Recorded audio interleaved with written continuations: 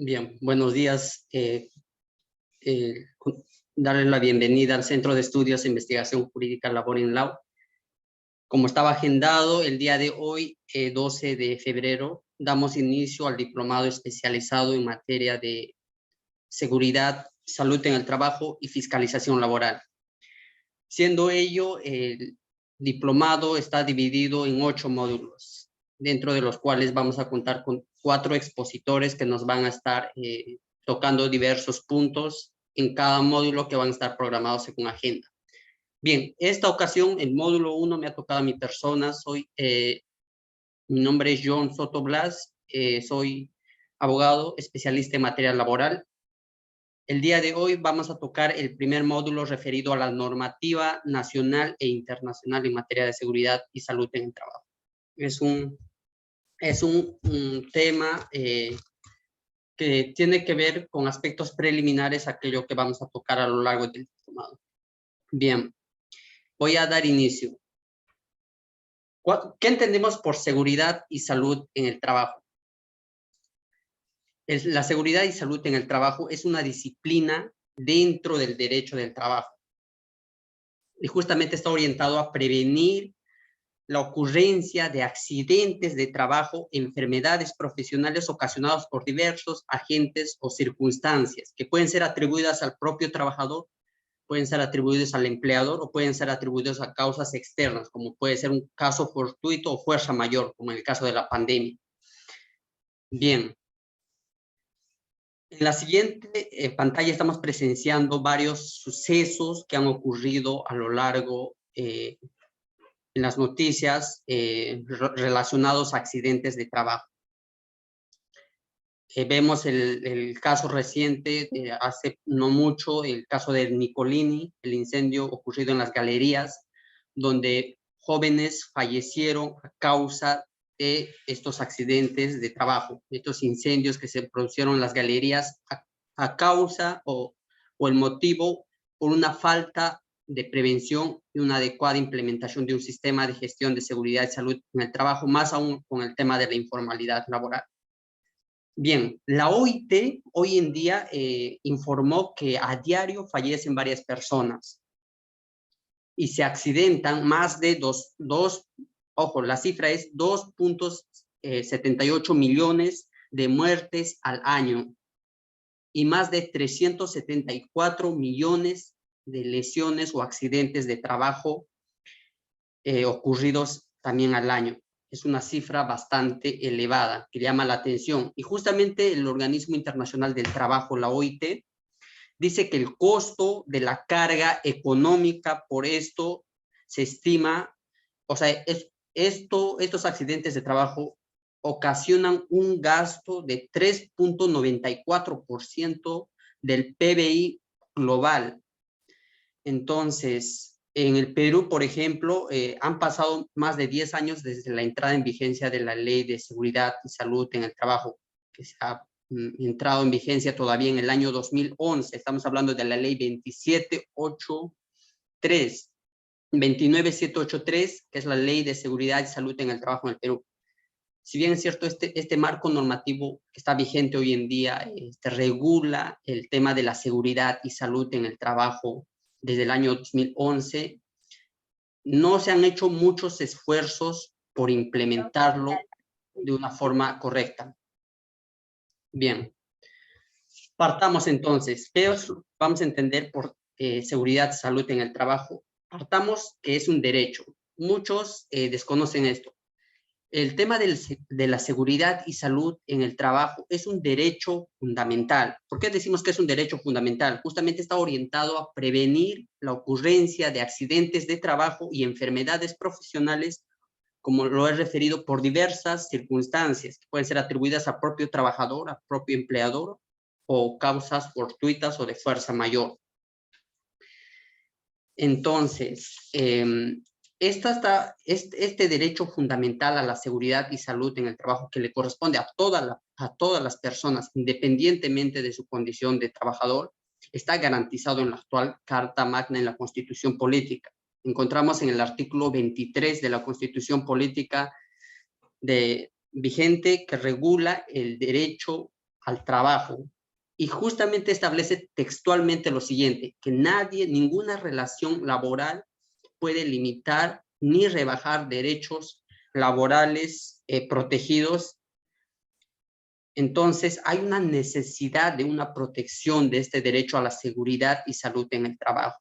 Y además, este derecho a la seguridad y salud en el trabajo tiene una protección no solo constitucional, sino también internacional, justamente porque hay organismos internacionales que recogen, regulan y establecen incluso normativas, como más adelante lo vamos a desarrollar, en torno a este tema. Por ejemplo, tenemos la Organización Mundial de la Salud, la OMS, la OIT, que es la Organización Internacional del Trabajo, y la CAN, que es la Comunidad Andina a nivel regional.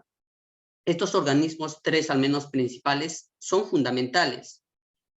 Muchos quizás desconocen de estos convenios y recomendaciones que emiten la OIT, que es la Organización Internacional del Trabajo, pero las decisiones que se toman y las normas que emiten son de carácter vinculante para el Estado. Es decir, un trabajador o una empresa o una persona que esté siendo afectada o vulnerada en su derecho a la seguridad y salud en el trabajo puede invocar estas normas de carácter internacional para una protección más amplia, más integral dentro del corpus juris interamericano.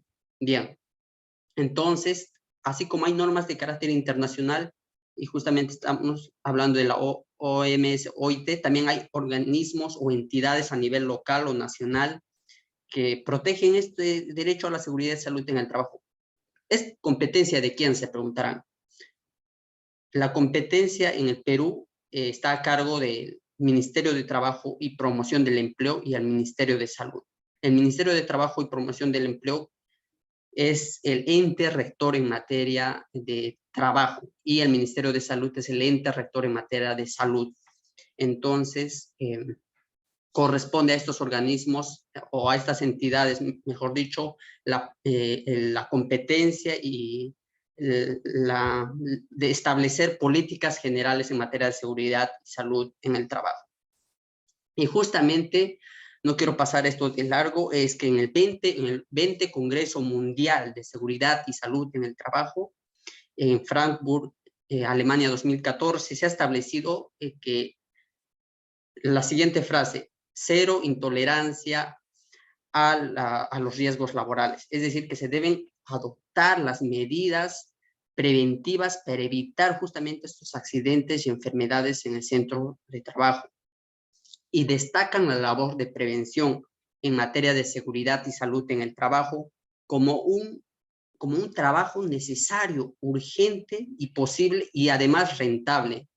Es decir, en la Organización Mundial del Trabajo considera y con cifras establece de que las ganancias ocasionadas por la inversión en la prevención de estos accidentes y enfermedades de trabajo puede generar una ganancia incluso el doble de lo invertido. Es decir, si una empresa invierte en la prevención de estos accidentes de trabajo, eventuales, por cierto, al final lo que está haciendo es una inversión, porque se está evitando de incurrir en un gasto innecesario y la ganancia se estima hasta en el doble de lo invertido, según estimaciones de la OIT. Entonces, es importante y incitan y promueven la prevención como una salida principal a esta problemática. Bien, después tenemos el derecho a la seguridad y salud en el trabajo. Muchos se preguntan, ¿dónde surge la obligación del empleador de otorgar al trabajador las condiciones de trabajo que salvaguarden la vida e integridad? Bien, la obligación del empleador respecto a asumir con el trabajador obligaciones está derivada de un contrato de trabajo. Entonces, como entendemos, una relación laboral tiene los elementos característicos de ser personal, remunerado y subordinado. Es en base a este contrato de trabajo que celebra el trabajador e empleador. El empleador se compromete a salvaguardar la vida e integridad de sus trabajadores. Y además esto tiene amparo también en la Constitución política vigente, en el artículo 23, referido a la dignidad del trabajador, que refiere de que se tiene que privilegiar la dignidad del trabajador, la vida, la integridad física, moral y social, la salud y el acceso a la seguridad social. Y además, como anteriormente estábamos refiriendo, hay tratados en materia de derechos humanos que protegen la integridad física, psicológica, la salud. Por ejemplo, a nivel más general tenemos la Declaración Universal de los Derechos Humanos, también tenemos los pactos internacionales de derechos económicos, sociales y culturales. Además, estos últimos son importantes porque consideran a la vida y la salud de las personas como bienes jurídicos del más alto nivel de los derechos humanos. Entonces, no resulta digno, obviamente, que para el ser humano laborar en condiciones, primero, insalubres y después riesgosas. Asimismo, el derecho a la vida y la salud, esto es abarca, el derecho a la vida y la salud abarca tres aspectos. No solo es el estado o la integridad física y moral, sino también se habla de una integridad social, o sea, un triple aspecto, por eso. Ahora, los bienes jurídicos son para estos organismos internacionales incluso del más alto nivel, por eso se considera como un derecho humano. Son bienes jurídicos que se conocen en la doctrina como jus cogens, o de norma imperativa, que no cabe exclusión o no cabe limitar, o no se le puede excluir a ningún trabajador. Mucho menos a un trabajador, porque al fin y al cabo son personas, y cuando entramos a analizar estos temas, la dignidad de la persona humana está vinculada propiamente a la persona, al margen de su condición de trabajador. Bien, pero hay sujetos especialmente protegidos dentro de la seguridad y salud en el trabajo. ¿Quiénes son? Los organismos internacionales tienen un mayor énfasis, un mayor enfoque en tres sectores. Primero, a la madre que trabaja, al menor de edad y al impedido que trabaja. ¿Por qué? Porque justamente históricamente estos sectores o poblaciones han sido marginadas o dejadas de lado y son los que han sufrido más los embates de las enfermedades y de la seguridad y salud en el trabajo, las contingencias. Respecto a la madre que elabora, la OIT en su convenio 183, que por cierto, si hemos ratificado, el Perú ha ratificado, esto es referido a la protección de la maternidad. Y a nivel regional también tenemos una decisión muy importante, que hay muchas, por cierto, decisiones o resoluciones, sea a nivel administrativo judicial, que hacen invocación a esta decisión 584, que es de la comunidad andina, referido a la Convención sobre la eliminación de todas las, y a la Convención sobre la eliminación de todas las formas de discriminación contra la mujer. A nivel local, en el Perú tenemos regulado a nivel nacional la ley 28048, que establece una protección justamente a la madre que trabaja. Y habla de dos aspectos esta ley. Primero, un aspecto de la madre que labora durante el periodo de gestación, y el otro es el supuesto, es la madre que labora estando en periodo de lactancia, es decir, cuando ya dio a luz, pero que está en periodo de lactancia. Entonces hay una protección especial. El convenio 183, como les referí, que es ratificado por el Estado peruano y es en materia de protección de la maternidad, prioriza o incita a que los estados y sobre todo a los que los empleadores asuman medidas destinadas justamente a la prevención de riesgos laborales que puedan afectar la vida, salud e integridad de la madre trabajadora y también de su hijo. Y ello debido a factores biológicos, incluso hablamos de factores de género, justamente porque se hace una diferencia, una protección a la mujer por su condición como tal y como en su estado de embarazo o de lactancia. Entonces, pero esto sí tiene que someterse en el procedimiento a una evaluación previa, a una evaluación inicial. Puede ser de dos tipos de evaluación. Una evaluación de las condiciones de trabajo, que es un riesgo condicional, y una evaluación del cambio fisiológico. ¿Qué quiere decir esto? Que para otorgar esta protección a la madre que trabaja, se tiene que acreditar dos cosas. Primero, que las condiciones donde labora no son las adecuadas, pueden afectar o pueden poner en riesgo la vida o la salud de la madre o de la gestante. Y además que se tiene que tomar en cuenta también el cambio fisiológico, justamente porque en el periodo, como sabemos, en el periodo de gestación, las mujeres en este caso sufren cambios biológicos funcionales propias del metabolismo y otros factores que pueden de algún modo variar la situación laboral en la cual se encuentran en su centro de trabajo. Entonces esto también se tiene que evaluar y tomar en cuenta para establecer esas medidas. Pero esto, en este caso, la madre trabajadora tiene que informar o comunicar a su empleador. No obstante, ojo, eso no limita que el empleador no tome medidas o políticas de protección ex ante, es decir, en su reglamento de seguridad y salud en el trabajo, incluso cuando al momento de establecer no se cuente, digamos, con alguna condición o una madre que esté en estado de gestación o embarazo.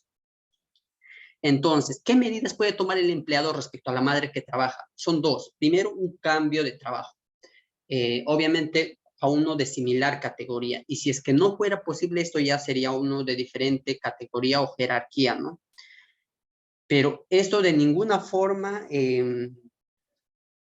no sé, bueno, en el caso de que tampoco se pueda a una de superior o inferior jerarquía, la ley 28048 no ha regulado o no ha precisado qué se debe hacer. Entonces, por convenio colectivo, sin embargo, y por pacto o de negociación, lo que se podría hacer es suspender a la madre que está impedida de trabajar para que ya no asista al centro de labores, si es que no fuera posible esas dos medidas. Ahora, ¿pero qué pasa si el empleador, no obstante tener conocimiento de estas situaciones, sea por la propia trabajadora quien comunica, o sea por propia cuenta, porque sea notorio el estado de gestación, por ejemplo, que se dé cuenta de que la trabajadora no pueda cumplir o pueda implicar un riesgo para la salud, para su seguridad y salud y la de su hijo, la madre simplemente puede incumplir con sus obligaciones laborales? Ojo, es importante, pero esto tiene que ser ante un inminente peligro a su salud e integridad y a su seguridad. Y esto de ninguna forma va a perjudicar sus derechos laborales. Es decir, la madre, si es que considera que está siendo afectada en sus derechos y que puede estar poniéndose en peligro su seguridad y salud, puede simplemente dejar de ir a laborar aún con o sin conocimiento de su empleador, digo, con o sin autorización de su empleador, pero esta medida tiene que ser siempre cuando sea un inminente peligro o riesgo. Por eso es que es una medida de algún modo razonable. Ahora, otro aspecto de los sujetos especialmente protegidos tenemos al menor que trabaja. Respecto a esto, es claro, por regla general los menores de edad no deberían laborar. Bien sabemos que deberían dedicarse a labores recreativas, de la educación, culturales, de formación y otros. Sin embargo, la realidad no es ajena a ello y hoy en día hay muchos niños trabajando no solo en labores normales o cotidianas o domésticas, sino en labores que impliquen riesgo para su seguridad y salud. No olvidemos que los menores de edad, justamente cuando se encuentran expuestos a estas condiciones, no cuentan muchas veces primero, con la madurez suficiente, madurez mental me refiero, y con la experiencia quizás que puedan afrontar y los conocimientos que ameriten para ejecutar, maniobrar determinadas maquinarias o formas de trabajo.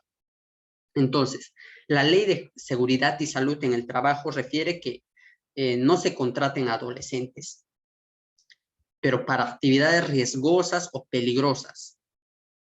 Es decir, deja abierta la posibilidad de que se contraten a menores para actividades que no sean riesgosas o que no pongan en peligro su integridad, es decir, las labores domésticas de apoyo, ayudantía y otras.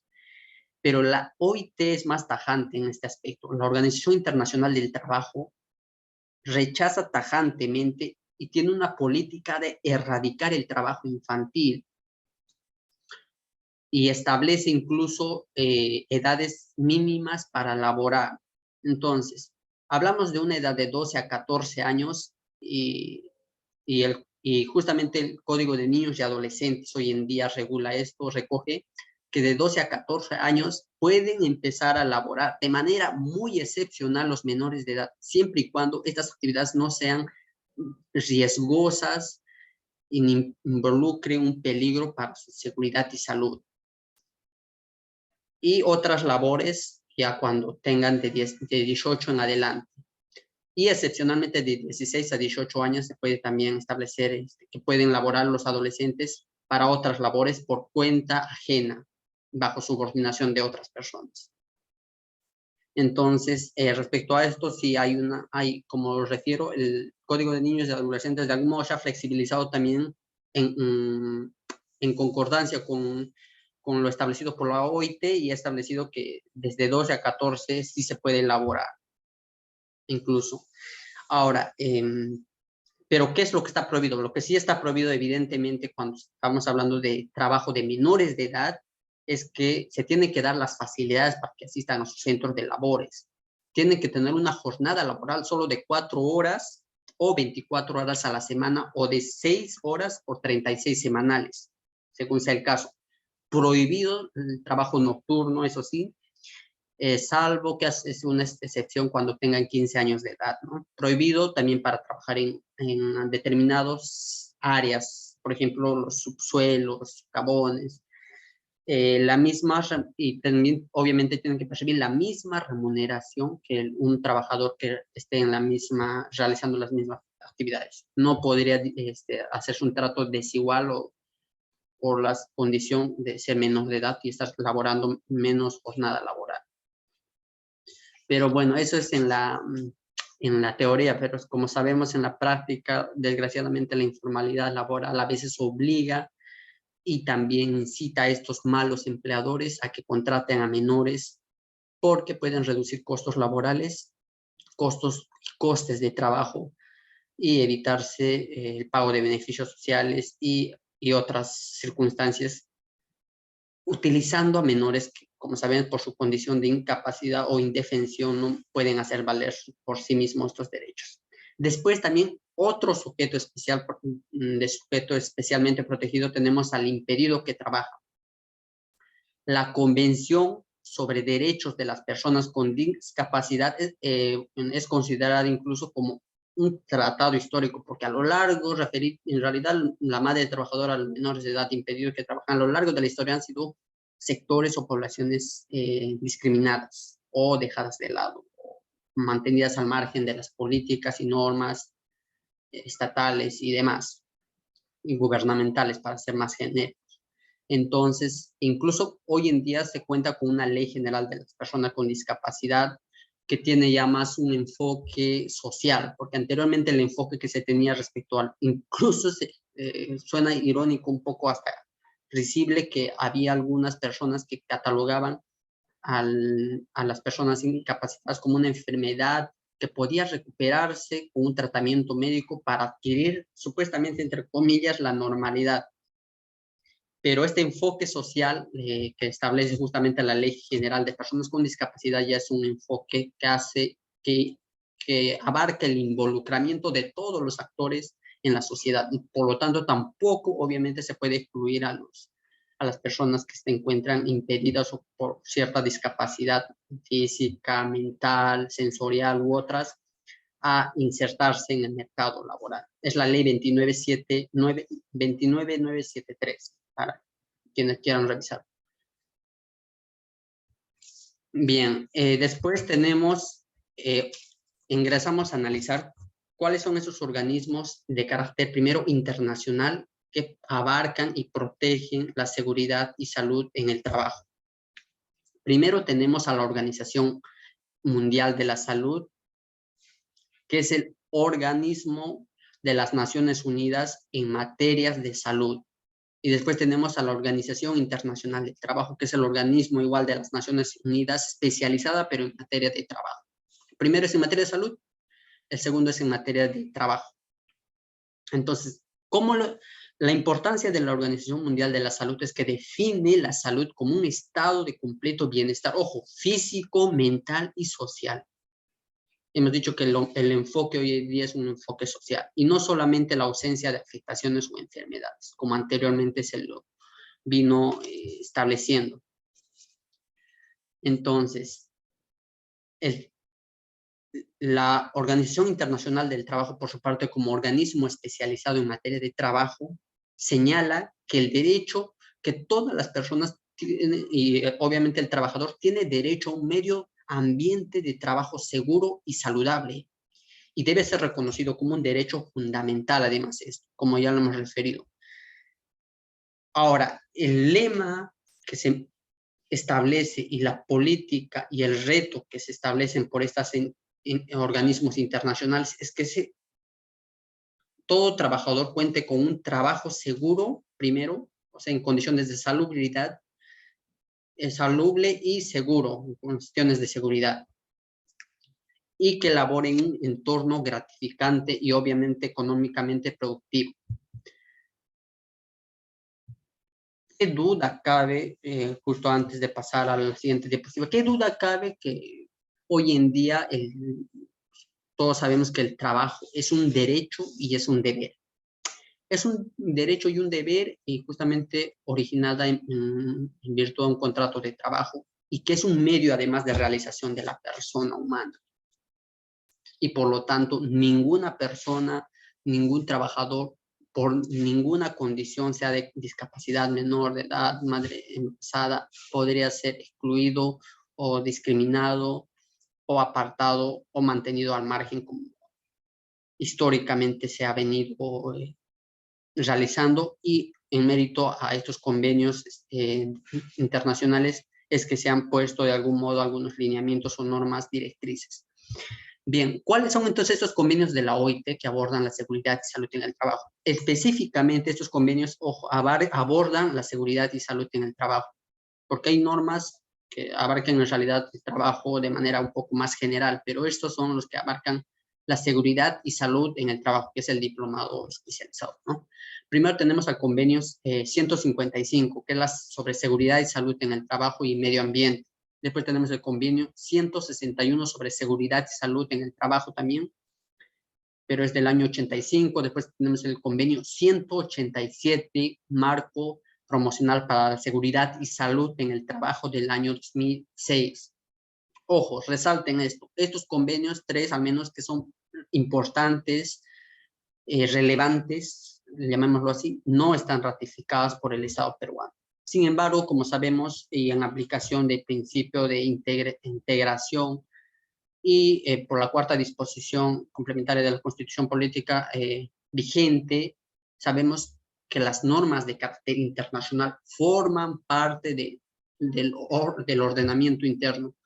Y justamente nosotros estamos dentro del bloque del Corpus Juris Interamericano, donde la protección de estos y los derechos tienen que ser de manera más integral, no solo recurriendo a las normas de carácter constitucional, sino de carácter supraconstitucional, como son estos organismos internacionales. Entonces, si bien es cierto, el Perú no ha ratificado estos tres convenios que son importantes y vitales, y ya les voy a referir cuál es la importancia de tener convenios, es que al margen de que se haya o no ratificado, estos convenios son orientadores, son vinculantes, aun cuando los estados no los hayan suscrito, son orientadores y vinculantes porque establecen reglas a nivel, al menos en materia de seguridad y salud en el trabajo, que van a establecer lineamientos que deben cumplir los diversos estados que se han comprometido a formar parte de la OIT.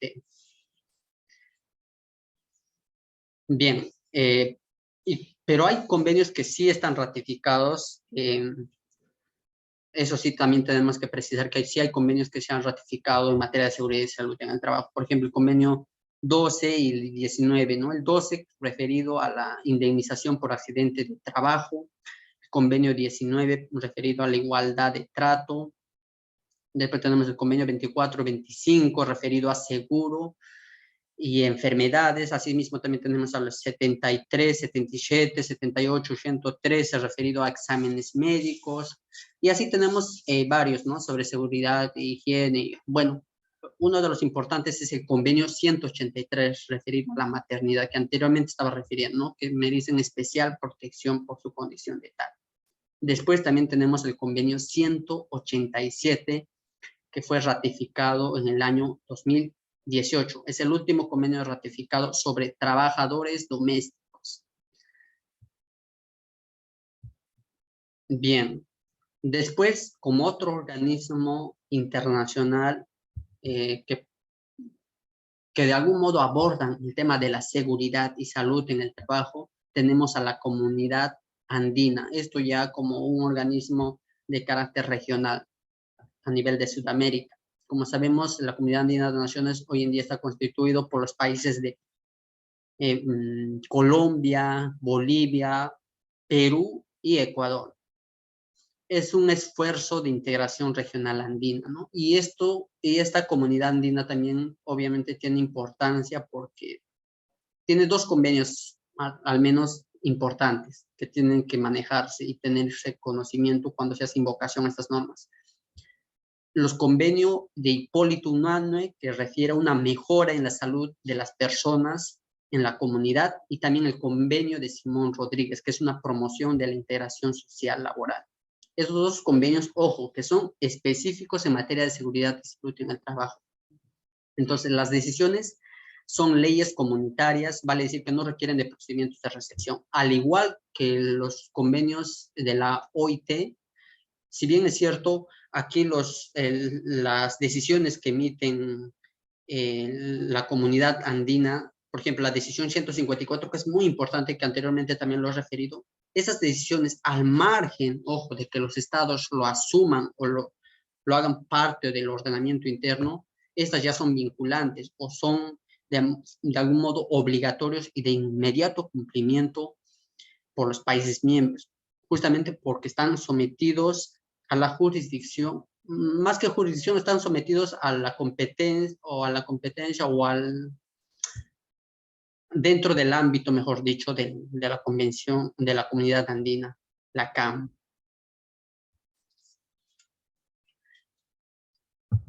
Bien, ya para estar avanzando un poco más, ya, una vez que hemos ido al plano internacional, vamos aterrizando al plano nacional.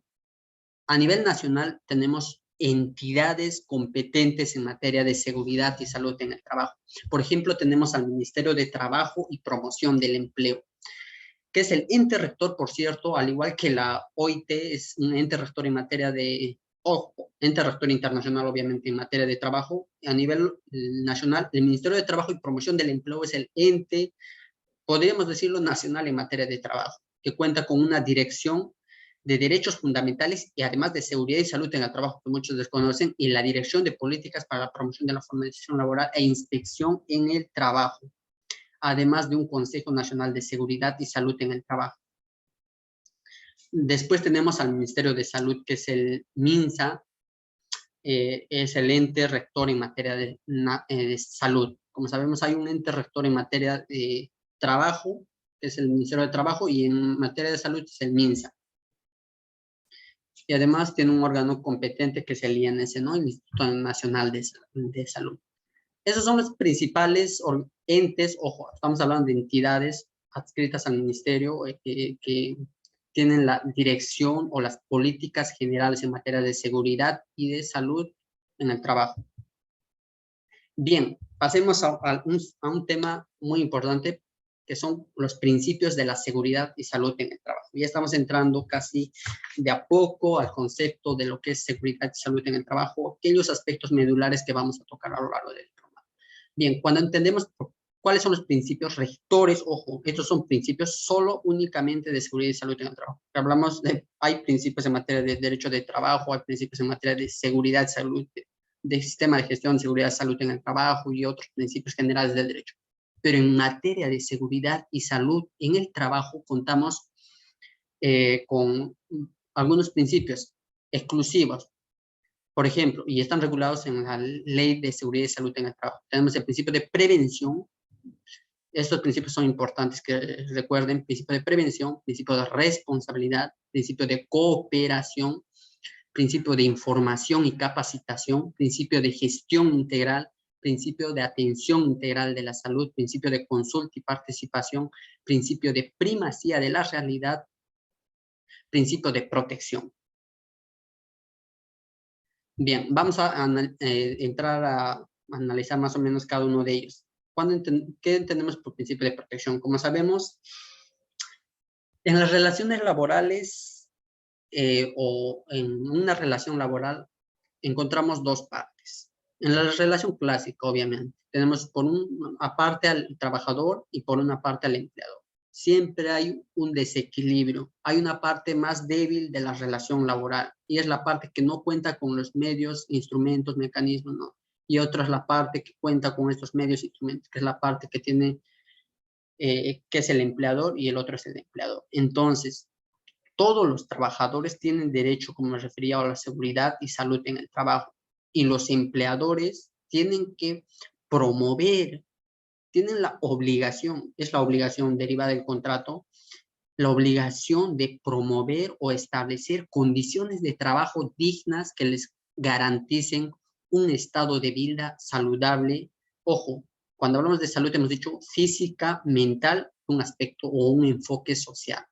Entonces, derivado de un contrato de trabajo, el empleador tiene la obligación de protección, es decir, de establecer condiciones de trabajo dignas que garanticen la seguridad y salud de sus trabajadores.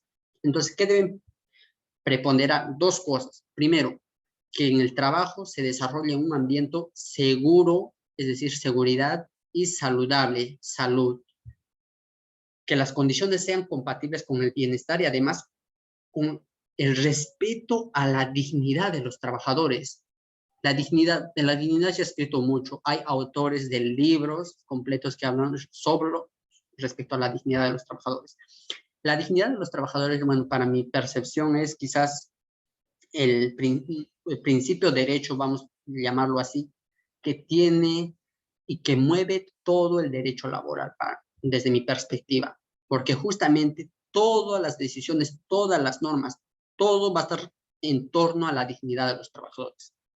¿Y por qué hablo de la dignidad de los trabajadores y no de la dignidad de la persona humana? Porque justamente los trabajadores en su condición de tal también son personas humanas. Entonces, no podrían, por el simple hecho de ser trabajadores, excluirse de su derecho a la dignidad.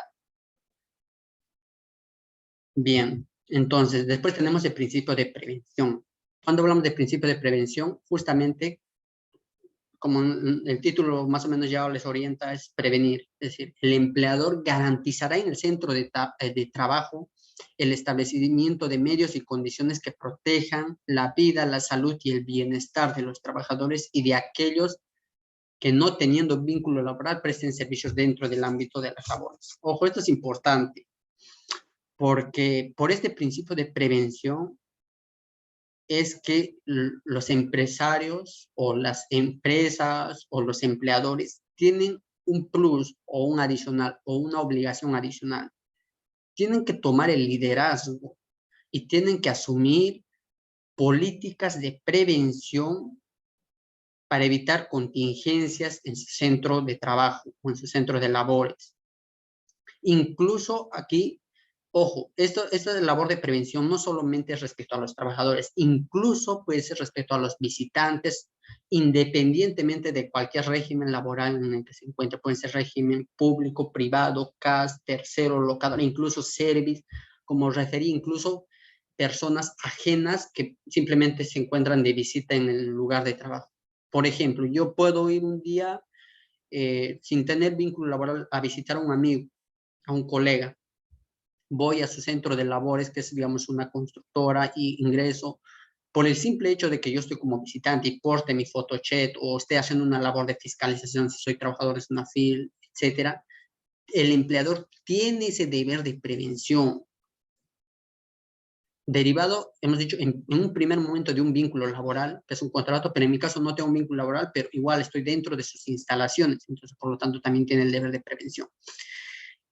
Y además aquí se introduce el enfoque de género que anteriormente les referí respecto a las madres embarazadas y otros factores que se van a tomar en cuenta en este deber de prevención. Entonces el deber de prevención se tiene que hacer un enfoque respecto, por ejemplo, a las personas con discapacidad, a los menores de edad, un enfoque de prevención a los madres de gestación. No puede ser un enfoque general, o sea, es integral, pero a su vez segmentado o direccionado a un grupo de sectores de trabajadores.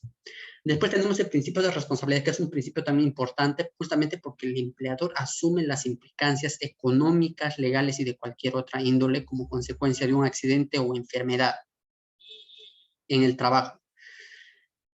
Ojo, cuando hablamos de principio de responsabilidad es que alguien se tiene que hacer responsable. Ojo, esto ya es cuando se ha producido el accidente de trabajo o enfermedad de profesional. Alguien se tiene que hacer responsable de estas contingencias. Entonces ahí entra la pregunta, por el principio de prevención, por el principio de protección, por el contrato de trabajo, se habla de una responsabilidad contractual derivada de un contrato de trabajo celebrado entre las partes. Siempre será el responsable el empleador de los accidentes de trabajo y enfermedades profesionales. En buenas a primeras, no hasta hace mucho, quizás muchos dirían, sí, el empleador es responsable por esa labor y porque la ley lo refiere. La ley refiere que el empleador es responsable, tiene que asumir esa labor de preventivas, políticas, gestión y demás. Pero hoy en día, al menos, hay un divorcio en lo que ha establecido la Corte Suprema y el Tribunal de Fiscalización Laboral. ¿Por qué digo esto? Porque por una parte el Tribunal de Fiscalización Laboral va en contra de lo establecido la Corte Suprema. Para la Corte Suprema, hoy en día yo también me encuentro laborando en la segunda sala de Derecho Constitucional y Social Transitoria, y justamente donde se han venido emitiendo algunas ejecutorias supremas de carácter no vinculante, o sea, desde un punto de vista doctrinal, se ha establecido que siempre el empleador debería ser responsable respecto a los trabajadores. Siempre. Y esto está amparado en plenos jurisdiccionales supremos. Tenemos el segundo pleno referido a, bueno, tenemos varios plenos, por ejemplo, tenemos el pleno, el segundo, después tenemos el sexto pleno referido a la responsabilidad objetiva por el resultado, donde refiere de que el empleador debería ser responsable en virtud al contrato de trabajo. Por eso yo hablo de una responsabilidad contractual derivada de un contrato de trabajo, no hacia una responsabilidad extracontractual. Pero ese análisis lo vamos a extender un poco al final de esta presentación. Bien, entonces, para la Corte Suprema sí, el empleador debería ser siempre responsable. Debería, digo, porque últimamente hay decisiones de la Corte Suprema que también han dicho, o sea, que no necesariamente. Y por su parte, el Tribunal de Fiscalización Laboral, la primera sala del Tribunal de Fiscalización Laboral, ha emitido recientemente, no hace mucho, ojo, una decisión, una resolución, ojo, esto es en materia administrativa, obviamente, estableciendo que no siempre el empleador va a ser responsable por los accidentes de trabajo. Ahí se tiene que analizar la responsabilidad civil extracontractual, es lo que refiere el Tribunal de Fiscalización Laboral. Mientras que la Corte Suprema dice que se tiene que analizar la responsabilidad contractual, el Tribunal de Fiscalización Laboral dice que se tiene que analizar la responsabilidad extracontractual, porque aquí no interesa incluso si el empleador ha tenido o no una relación laboral, un contrato, es decir, incluso el trabajador y el empleador podrían ni siquiera conocerse, pero se puede producir una situación de un accidente de trabajo, entonces ahí se analizará si efectivamente esa circunstancia es atribuible o no al empleador, es lo que refiere el Tribunal de Fiscalización Laboral. La Corte Suprema, ahorita lo voy a referir más adelante, de algún modo también han variado sus criterios últimamente. Bien, el principio de cooperación. ¿Qué entendemos por el principio de cooperación? Que los estados, habla de actores más que estados. los actores. ¿Quiénes son los actores en materia de seguridad y salud en el trabajo? O los partícipes, como quieran llamarlo. El Estado, los empleadores y los trabajadores. Ellos son los principales. Pero ojo, a ellos también se suman, y debería ser así, deberían sumarse los organismos internacionales, organizaciones sindicales que tienen una fuerza vinculante importante también, y siempre históricamente han sido fuente de creación de derechos y normas. Y estos deberían trabajar de manera coordinada, cooperada, o de manera incluso dinámica, interactiva, y en un plano, yo me atrevería a decir incluso en un plano horizontal, no en plano vertical. Ahora, esto también tiene que, el principio de colaboración tiene que también estar vinculado con la ayuda mutua.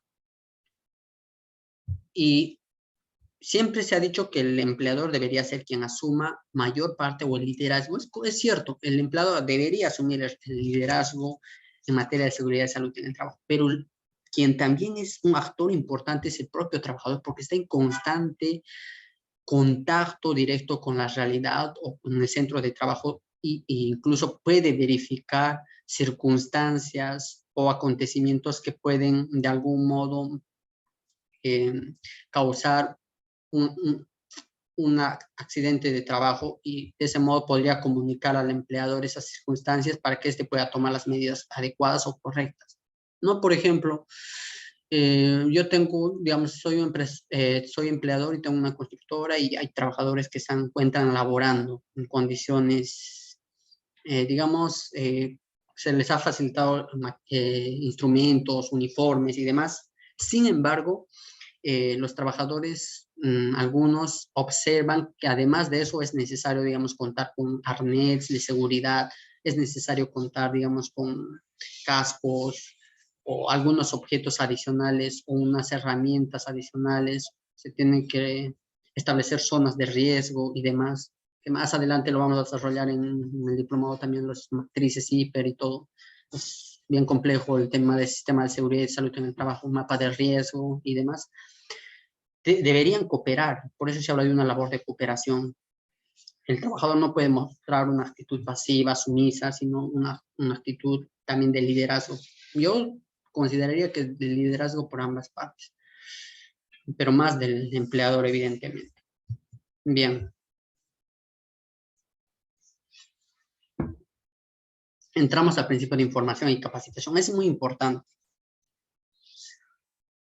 Hoy en día hay muchas empresas, curiosamente me llama la atención que, y estaba escuchando no hace mucho unos comentarios referidos a de que sí, he establecido capacitaciones, ya les he dicho que vayan a capacitación o se capaciten, o les han dado una membresía para una capacitación en seguridad de salud en el trabajo, que por cierto, estamos capacitando, digamos, hoy de seguridad y salud en el trabajo. Hay trabajadores que nos van a estar presenciando, también empleadores, obviamente, están bienvenidos. Decir, ya, les hemos dado la oportunidad de que se capaciten, pero eso no es suficiente, eso entendamos. Capacitación no se refiere únicamente a establecer la información que esté disponible y ya. Es más allá, va más allá de eso, porque esta capacitación en primer momento tiene que ser de carácter oportuna y adecuada. ¿Cuándo he referido que es oportuna? Oportuna que tiene que ser antes. ¿De qué sirve que la capacitación se establezca cuando ya se ha producido la contingencia, por ejemplo, el accidente de trabajo o enfermedad profesional? Ya de nada sirve porque los daños son irreparables. La capacitación tiene que ser ex ante, anterior a un evento. Se tiene que implementar una política adecuada, porque no es tampoco cualquier capacitación. Por ejemplo, si mi rubro empresarial está dedicado a trabajadores mineros, tendré que capacitar además de la normativa general en aspectos medulares o esenciales y técnicos, llamémoslo así, de las labores vinculadas a la actividad minera, como el uso de herramientas, casco, y más aún porque estas actividades implican un alto riesgo a la integridad y la salud de las personas. Entonces, esta tiene que ser, está vinculado con la labor preventiva o con el principio de prevención ex ante, para evitar los riesgos laborales. Es lo que se busca. La finalidad de esto es que se eviten los riesgos laborales, actuar antes. anticiparse o proyectarse ante un eventual riesgo o exposición suficiente. Después tenemos el principio de gestión integral. Este principio también es importante. Está vinculado más que todo con el tema del sistema de gestión de seguridad y salud en el trabajo. Más adelante en otro módulo lo van a tocar otros colegas, seguramente, pero voy a dar un adelanto. Este principio es importante porque el empleador tiene que promover una gestión de seguridad y salud en el trabajo, pero de manera general en toda la empresa, es decir, desde las jerarquías más altas por cada nivel y subnivel hasta las más bajas.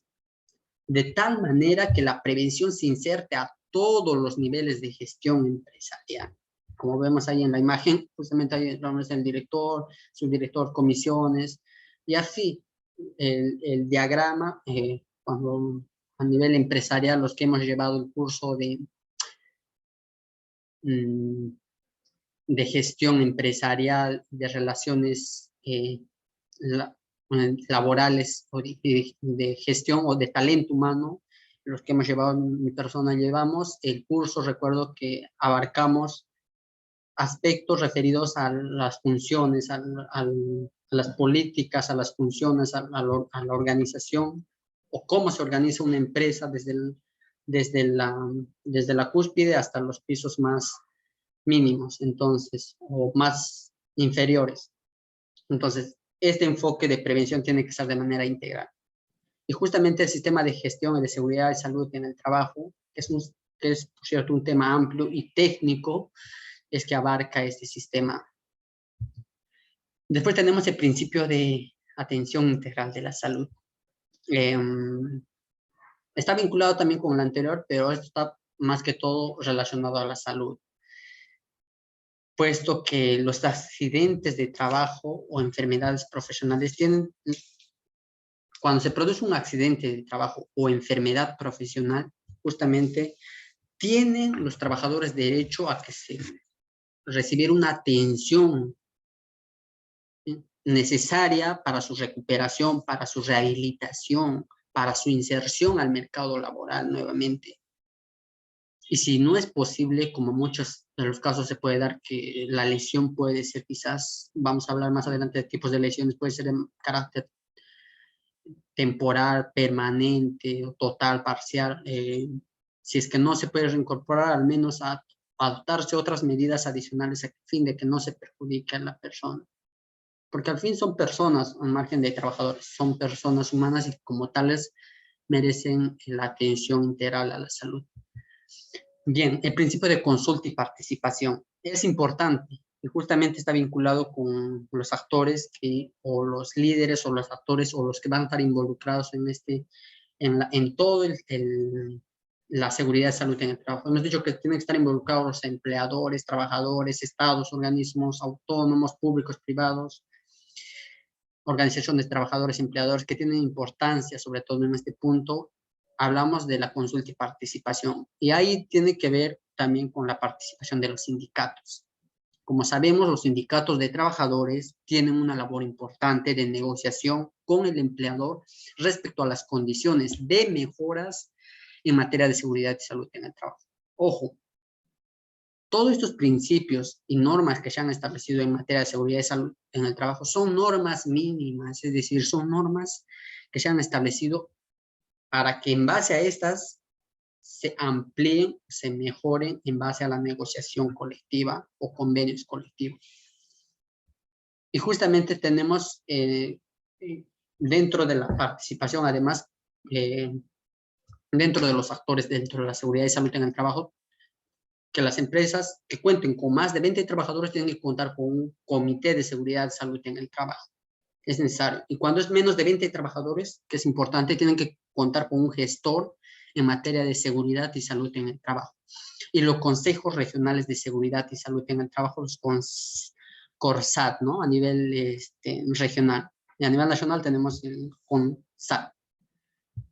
Principio de primacía de la realidad es un principio que se ha escrito bastante. Hay libros, de hecho, que también tengo una ponencia, un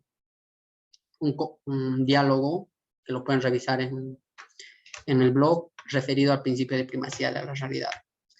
Como sabemos, y yo lo he precisado, es una definición mía, en caso de discordancia o disparidad, discordancia o no concordancia en lo que ocurre en los documentos y los hechos, o sea, en la realidad, lo que se va a priorizar, al menos en materia laboral, y creo que es también en otras disciplinas, se va a priorizar lo ocurrido en la realidad sobre meras manifestaciones formales establecidas por el empleador. O cuando el trabajador, también se puede aplicar en favor del empleador cuando el trabajador pretenda adquirir derechos de forma indebida o cuando no le corresponde. Por ejemplo, hablamos del principio de primacía de la realidad. El empleador puede contratar a un trabajador bajo un contrato de locación de servicios. El contrato está escrito y dice locación de servicios celebrado entre el empleador A con el trabajador B. Pero en el plano de la realidad, este trabajador no realiza labores de un contrato de locación de servicios, sino un contrato de naturaleza indeterminada, sujeto al régimen laboral de la actividad privada. Por lo tanto, se desnaturalizaría ese contrato y le corresponde una protección contra el despido arbitrario. Es importante, ojo, este principio, por eso refiero. Y es más, casi todas las decisiones que se emiten, al menos yo he visto y lo que he presenciado en las decisiones que también hemos sido parte de algún modo, en las decisiones que se han emitido en la Corte Suprema, es que se valora y se evalúa el principio de veracidad, lealtad y buena fe. O sea, está vinculado con el principio de primacía de la realidad, que se tiene que priorizar lo que realmente ocurrió en el plano fáctico. Porque el empleador me puede decir, no, pero ese trabajador ha laborado desde tal fecha hasta tal fecha, no tiene un contrato. Es más, para que se establezca una relación de trabajo no se requiere un contrato escrito, puede ser un contrato oral.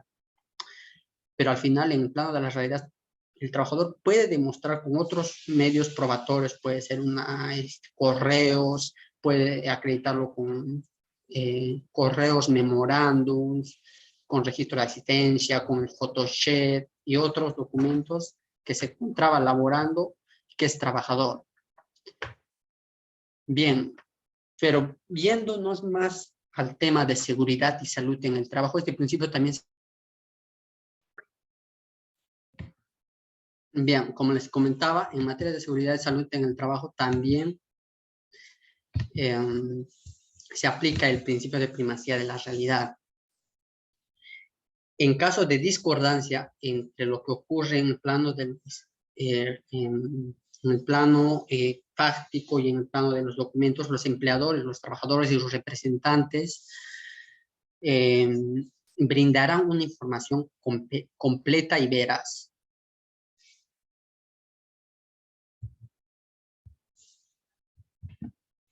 Bien, después tenemos cuáles son las principales normas, ya casi para finalizar, ha sido una sesión introductoria respecto al primer módulo referido a las normas nacionales e internacionales, una introducción a lo que es seguridad y salud en el trabajo. Primer módulo, entramos a los principios o las principales normas que regulan la seguridad y salud en el trabajo. Hoy en día, la norma rectora, por así decirlo, es la Ley de Seguridad y Salud en el Trabajo, que es la Ley 29783, que está vigente desde el año 2011. 10 años a hoy de su vigencia, más de 10 años de su vigencia. ¿Qué se ha hecho? Hay muchos retos aún por asumir, pero bueno, eso presta para otra discusión, evidentemente una discusión más crítica, en otro escenario que seguramente también vamos a estar desarrollando. Bien, después contamos con el Decreto Supremo 012-2014-TR, registro de información sobre accidentes de trabajo. Después tenemos las dos resoluciones ministeriales, la resolución 148-2012, guías de formatos referenciales, y la resolución ministerial 375-2008, que es la norma básica referida a la ergonomía y procedimientos de evaluación de riesgos de ergonomía. La ergonomía laboral es un tema también que se ha comentado bastante, y hoy en día con el tema de la pandemia se ha vuelto a los debates, y he visto y he estado presenciando también algunos debates ya que se han estado, o discusiones que se han estado dando en torno a la ergonomía. ¿Qué es la ergonomía? Muchos se preguntarán. Tiene que ver con la adecuada con la adecuación de las condiciones laborales del trabajador a su centro de trabajo, pero teniendo en cuenta otros factores y condiciones personales del trabajador. Por ejemplo, en el tema hoy en día de la pandemia, muchos sabemos que todos los trabajos están haciendo de forma remota y muchas empresas lo que han hecho están optando bien por el trabajo, el teletrabajo y por el trabajo remoto. En este caso, si bien es cierto, se han adecuado otras formas de condición laboral, porque hoy en día nos encontramos laborando frente a una computadora y todo. Sin embargo, hay riesgos ergonómicos. Definitivamente los hay. Hay otras circunstancias ajenas que podrían surgir referido a este tema. Por ejemplo, yo puedo estar expuesto varias horas en la computadora y puedo sufrir, digamos, de algún daño, digamos, visual o de algún tipo, ¿no? Que no es en el caso mío, pero podría darse el caso, digamos. Esa sería una variación y por eso es que se habla de esas normas de ergonomía. Bien, después tenemos la normativa específica en materia del COVID. Muchos quizás no quieren entrar a ya redundar más sobre estos temas, pero definitivamente la pandemia ha sido un cambio, creo que hasta hoy en día ha sido el cambio en nuestras formas de vivir. Muchos han cambiado sus ideales, planes, formas de vivir. Quizás tenían una orientación en el año 2020 de una determinada forma. Después, con el tema de la pandemia, se han reorientado, otros se han readaptado. Y básicamente lo que, como sabemos, la Organización Mundial de la Salud, el 11 de marzo del año 2020, ha declarado a la COVID-19, al virus del SARS-CoV-2, como una pandemia, porque ya era insostenible.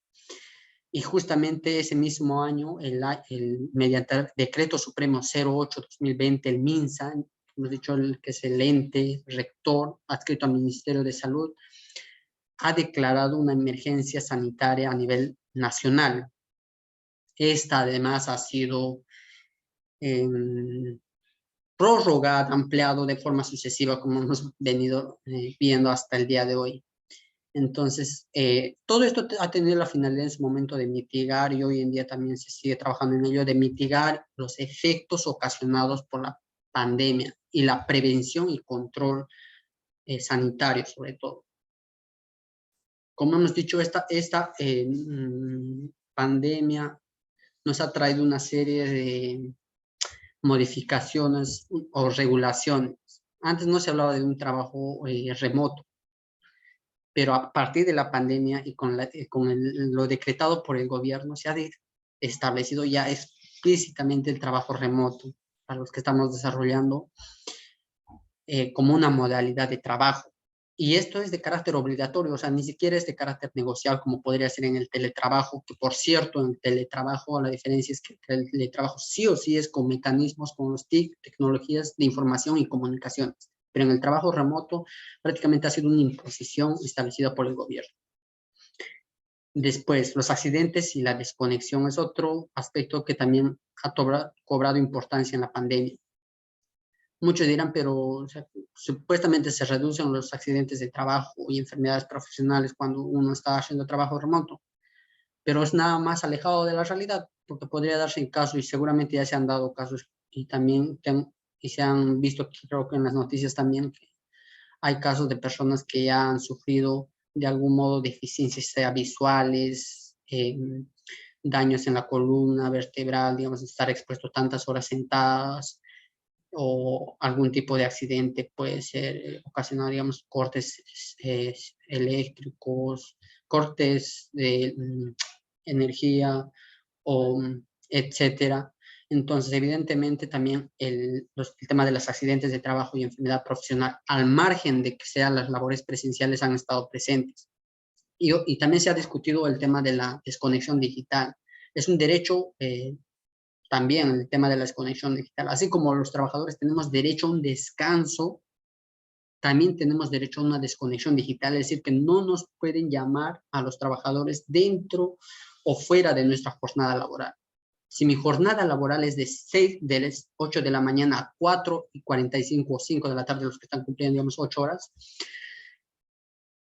pasado esas horas, el empleador no tiene por qué llamarte al móvil, no tiene por qué inscribirte mensajes, enviarte correos, hacerte requerimientos, porque esto está vinculado también con la afectación al derecho a la salud mental y ha sido discusión no solamente a nivel aquí, sino a nivel internacional. Hay organismos internacionales que ya se han pronunciado a ello, que el estrés que genera estas nuevas formas de trabajo, el estrés laboral, las tensiones, pueden ocasionar incluso daños a la salud mental de las personas. Y ha sido comprobado que durante la pandemia hay muchas personas que han vivido con estreses severos, incluso altos, los cuales ameritan también una labor de fiscalización. Ojo, la labor de fiscalización a cargo de, según sea el caso, la entidad, en el régimen público está a cargo de servir, en el régimen laboral privado, que por cierto estamos más enfocados a ello, esta presente presentación, esta labor le compete a SUNAFIL. Entonces, estas entidades tendrán que adaptarse también a la nueva pandemia y establecer otros mecanismos o protocolos de fiscalización laboral, como lo vamos a desarrollar en los siguientes módulos. Establecer estos mecanismos para cumplir con esta labor de fiscalización laboral dentro de los trabajos. Sea esta fiscalización quizás se dará de forma virtual, como se ha venido haciendo, o mixta.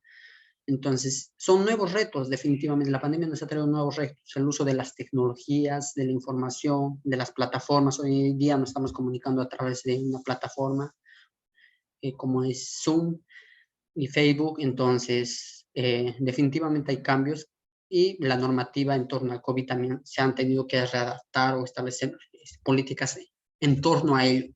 Después del tema de la vacuna también, que ha sido altamente discutido respecto a las personas que no querían vacunarse, a las que querían vacunarse, que era obligatorio, ¿no? Es mi derecho a no vacunarme. Sí, es un derecho, pero también creo que al margen de ser un derecho, tenemos que ser conscientes de que si nos cuidamos, cuidamos al resto. Entonces, el tema de la vacuna era necesario, al menos para reinsertarnos al mercado o a nuestras actividades y en el ámbito laboral, retorno paulatino a los centros de trabajo, ¿no? Bien, el reglamento de la seguridad y salud en el trabajo.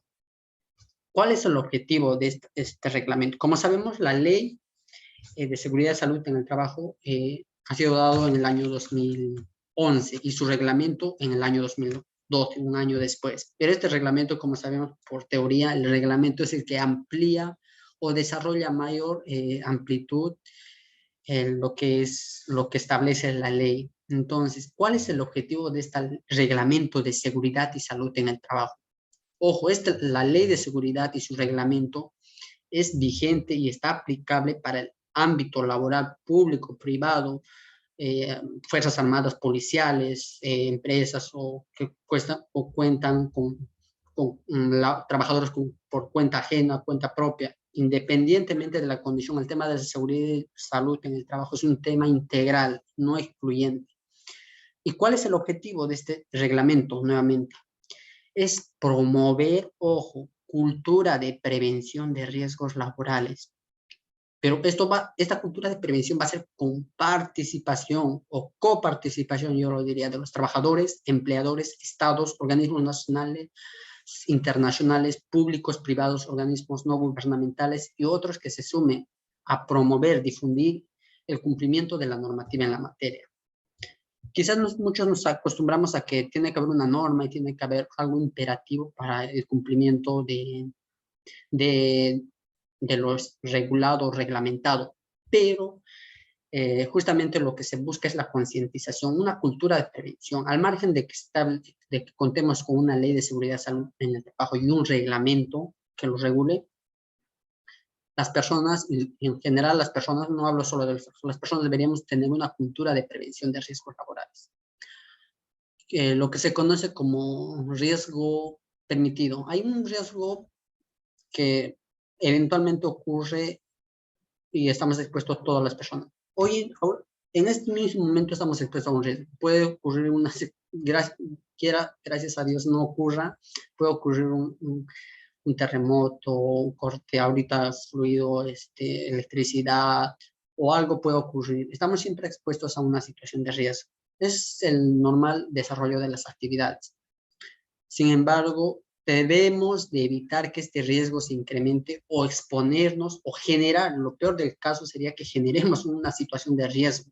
Entonces se necesita una cultura de prevención de riesgos laborales con la participación de todos los actores. Aquí no solamente se involucra el empleador, como tradicionalmente quizás muchos dicen es responsabilidad del empleador establecer todo. No, incluso el propio trabajador tiene que asumir una actitud de liderazgo dentro de sus centros de labores.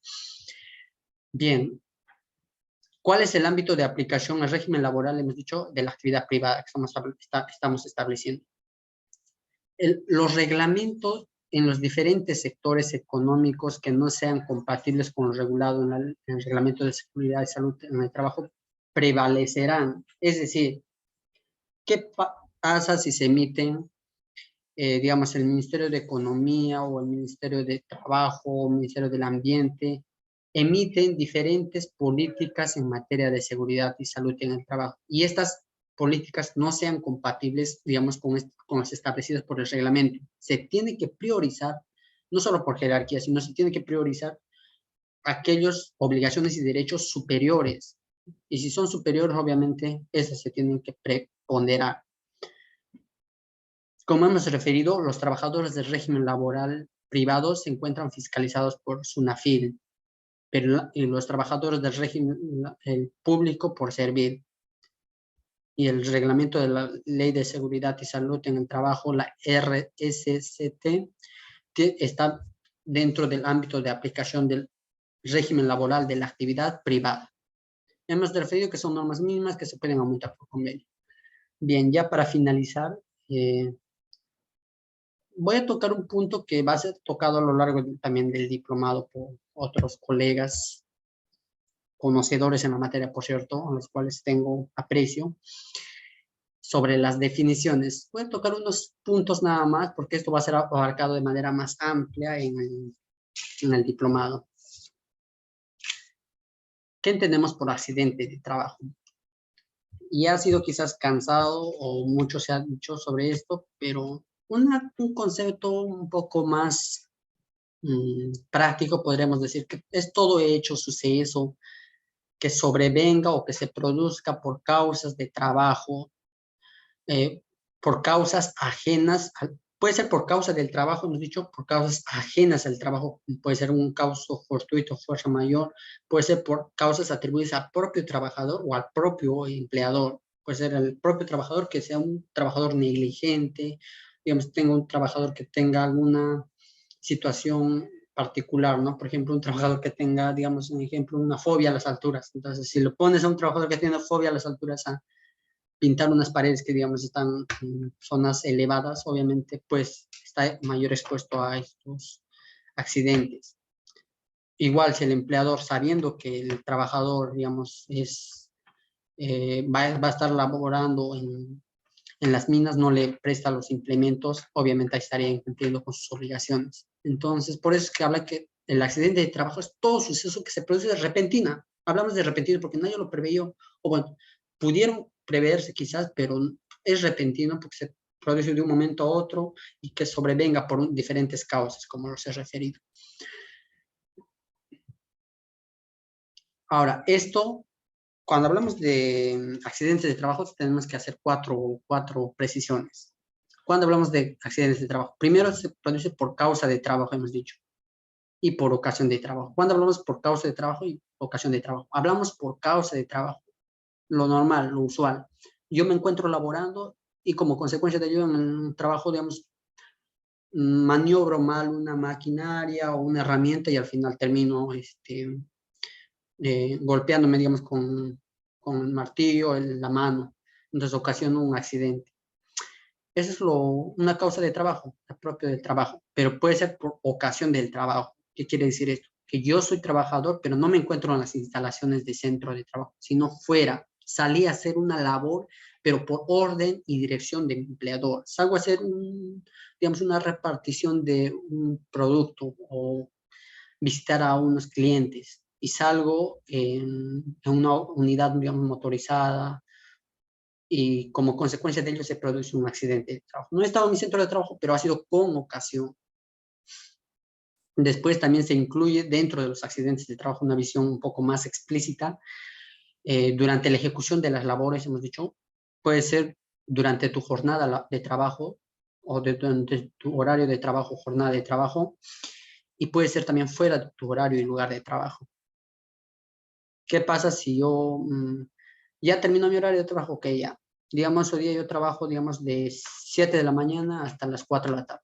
Termino mi horario de trabajo y estoy a punto de salir y mi empleador me llama. Me dice, ¿sabes qué, John?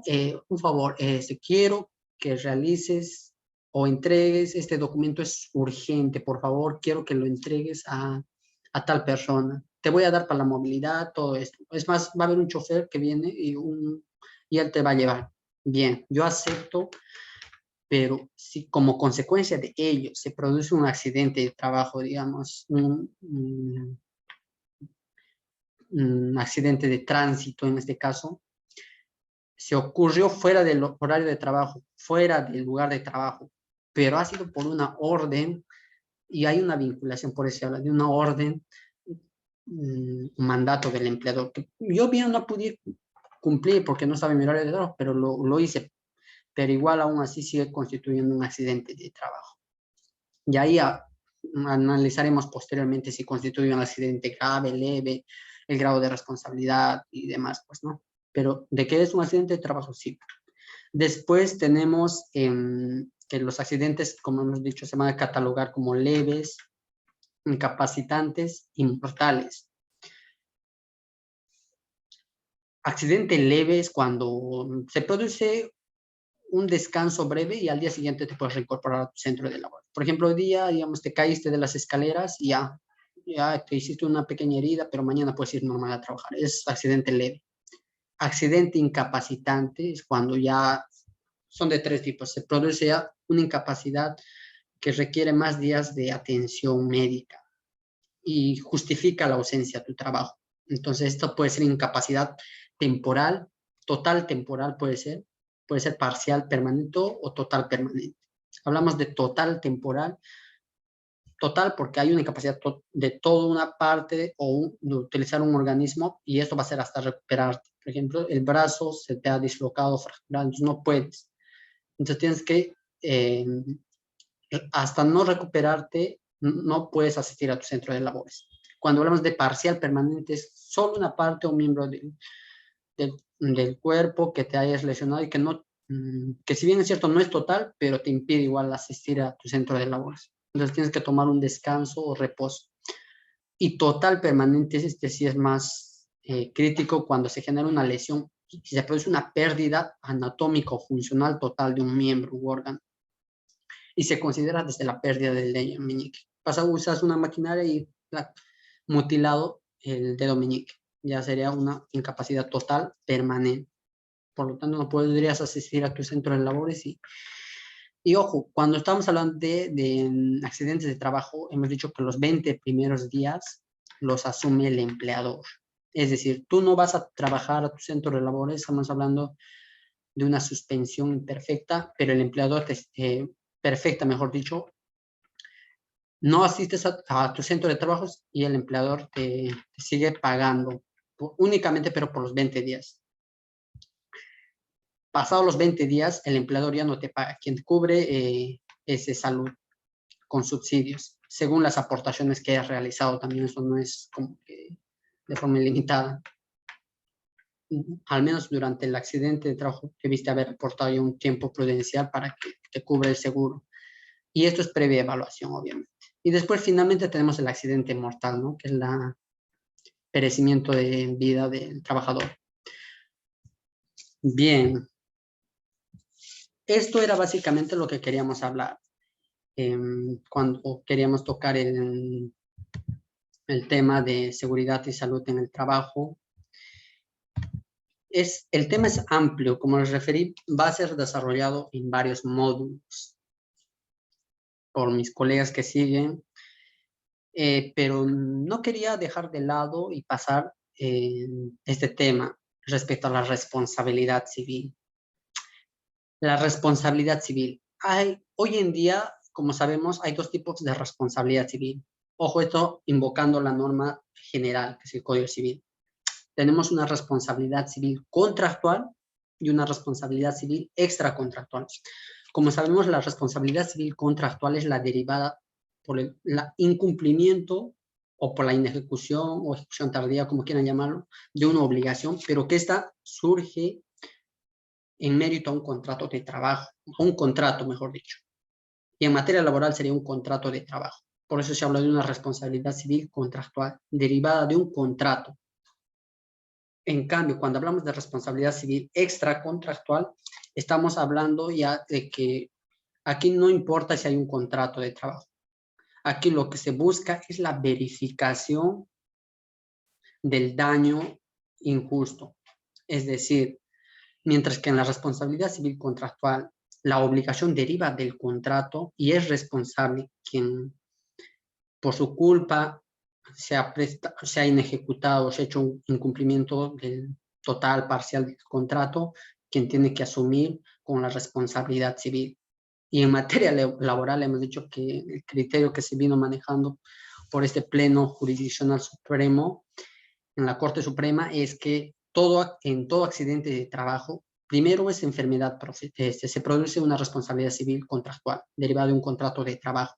Y segundo, que siempre el empleador va a ser responsable por el accidente de trabajo o enfermedad profesional. Por lo tanto, no se hace un análisis más minucioso, sino se hace un análisis simplemente objetivo o por el resultado. Así, al margen de cualquiera sea el resultado, quien sea haya sido el responsable, siempre el empleador debió ser el responsable en la aplicación del principio de prevención y de protección. Eso era el criterio que se manejaba en la Corte Suprema por este Pleno Jurisdiccional Supremo. Sin embargo, recientemente, ojo, en la casación, por ejemplo, 3470-2015, que habla de los elementos de la responsabilidad civil, se habla de que cuenta con 4 elementos. Hablamos de la antijuricidad, como sabemos es la norma contraria a derecho o la actuación contraria a derecho o a la norma, el nexo causal, el daño. El primer Pleno Jurisdiccional Supremo dijo que el empleador tiene que tener, el trabajador es quien tiene la carga de la prueba de acreditar el daño y el factor de atribución como cuarto elemento. Y el cuarto Pleno Jurisdiccional Supremo, que no es vinculante, pero que es en materia de las decisiones orientativa, dice que el empleador es garante, mira, dice siempre será responsable. Entonces hace un análisis objetivo. Entonces, como referí, si bien es cierto, o sea, hay estas decisiones a nivel de la Corte Suprema que refieren de que siempre el empleador va a ser responsable por los accidentes de trabajo y enfermedad profesionales, hay resoluciones recientes de la Corte Suprema y del Tribunal de Fiscalización Laboral en materia administrativa que dicen o se distan de esta postura y creo yo, por la experiencia que tengo, que van a cobrar mayor relevancia en el transcurso de los días. En los siguientes módulos se van a tocar y se van a hacer referencia a estas resoluciones importantísimas y son recientes que se han tomado. Por ejemplo, tenemos como un adelanto, les voy dando la casación 160-50-2015 del SANTA. Dijo aquí la Corte Suprema que tratándose de accidentes de trabajo es posible que el trabajador invoque como pretensión la responsabilidad civil por accidente de trabajo, pero de carácter responsabilidad extracontractual, o sea, sí puede demandarlo en caso de accidentes de trabajo. Entonces, con eso ya la Corte Suprema ya abrió, como yo digo, las puertas y dijo que sí podemos entrar a analizar la responsabilidad civil extracontractual, es decir, analizar el nexo causal realmente, si es que el daño producido es atribuible o no al empleador. Eso es lo que, en otras palabras, dice la Corte Suprema, que se puede entrar a analizar. Y el Tribunal de Fiscalización Laboral, ojo, en una resolución, la primera sale en la resolución 066-2021, SUNAFIL, dice que el nexo causal debe acreditarse en materia de inspección laboral. Y en el caso que analizaban, era cuando un trabajador había fallecido. Por regla general, y en la aplicación del cuarto Pleno Supremo Laboral, diremos que el empleador es responsable. Falleció el trabajador, el empleador es responsable. ¿Qué dijo el Tribunal de Fiscalización Laboral? Que si bien es cierto, es en materia administrativa, pero tiene efectos vinculantes a nivel administrativo. Dijo, ok, se produjo un accidente de trabajo, pero en el análisis y en la aplicación del principio de primacía de la realidad se ha demostrado que si bien es cierto, la empresa no contaba con una matriz hiper, es decir, que no se había implementado un adecuado sistema de gestión, seguridad, salud en el trabajo, es decir, si bien es cierto, la empresa no habría cumplido con las obligaciones laborales, esta no fue la causa primordial para que se ocurra el accidente de trabajo. Incluso porque las causas fueron generadas por agentes terceros. Entonces, lo que concluye la primera sala del Tribunal de Fiscalización Laboral dice, no guarda una relación entre el daño, o sea, no hay el nexo o el factor de atribución entre el daño y el incumplimiento de las obligaciones laborales. Entonces, con eso ya nos da un adelanto también, y como digo, se divorcia lo referido por la Corte Suprema en su mayoría y dice que en materia administrativa al menos sí se entra a analizar el nexo causal, es decir, las responsabilidades extracontractual. Bien, eso ha sido todo lo que queríamos tocar el día de hoy. Ha sido un tema muy amplio. En realidad estamos entrando apenas con la parte introductoria, lo que es el análisis. Se va a tocar en siguientes módulos el procedimiento de fiscalización laboral, las fases de inspección y fase sancionatoria, y tabla de multas, infracciones. Se van a hacer referencia a estas resoluciones, se va a analizar resoluciones del Tribunal de Fiscalización Laboral en materia administrativa, y también se van a analizar las recientes resoluciones, tales como el referí en materia de seguridad y salud en el trabajo permitido por la Corte Suprema. Vamos a contar con otros expositores que seguramente van a estar tocando con la precisión y el detalle respectivo. Bien, siendo así, damos por concluido la sesión de hoy. Buenas tardes.